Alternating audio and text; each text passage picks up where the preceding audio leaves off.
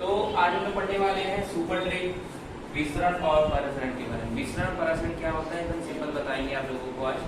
तो इसको समझने से पहले ये समझ लेते हैं कि कोई भी जब विलय का जो कण होता है और जो विलायक का कण होता है वो किस तरीके का मूवमेंट करता है, या मतलब किसमें किस तरीके से मूवमेंट होगा।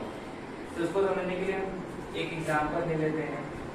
जैसे अगर आपने देखा होगा कि एक पाइप है, पाइप में पानी यहाँ पे जा रहा है, तो यहाँ पर एक बाल्टी रखी गई है, तो ये पानी का मूवमेंट इस तरीके से होगा, ठीक है, मतलब ज्यादा से कम की तरफ जाएगा।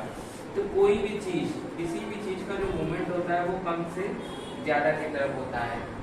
कम से ज्यादा का मतलब ये कि अगर पानी इसमें ज्यादा होगा, यहाँ तक पानी है इसमें और यहाँ पे केवल पानी यहाँ तक है, अगर हम इसमें पाइप एक लगा दे, ज्वाइन कर दे, तो इस पाइप से पानी तब तक इसमें जाएगा जब तक कि दोनों का वाटर लेवल सेम ना हो जाए।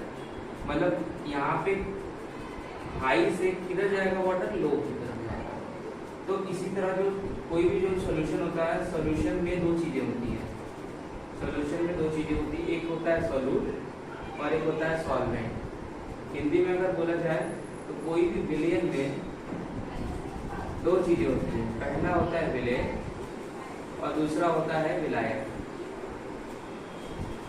विलय क्या होता है, विलय वो चीज होती है जो विलयन में कम मात्रा में होती है और विलायक जो विलयन में ज्यादा मात्रा में होता है।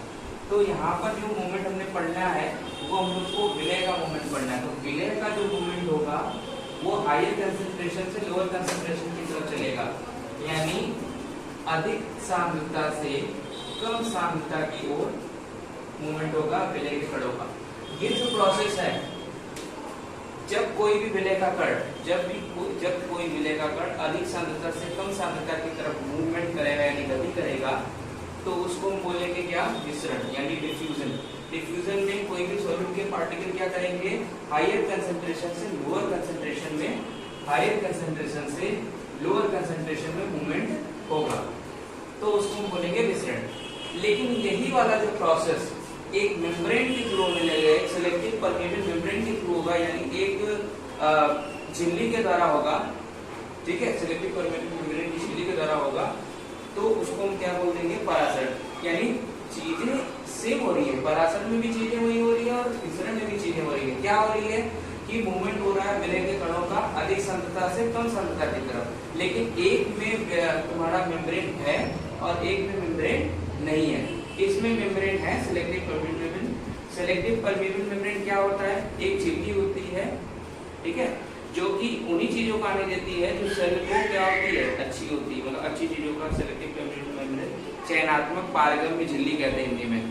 तो किसी सिलेक्टिव चीजों को ही आना जाना होता है उस मेम्ब्रेन के थ्रू, इसलिए उसको हम क्या बोलेंगे, परासरण, जब उसमें मेम्ब्रेन आने लगेगा। लेकिन बिना मेम्ब्रेन के ये काम होगा, बिना सिलेक्शन के काम होगा, कोई भी चीजें आएंगी और जाएंगी, तो उसको हम बोलेंगे विसरण।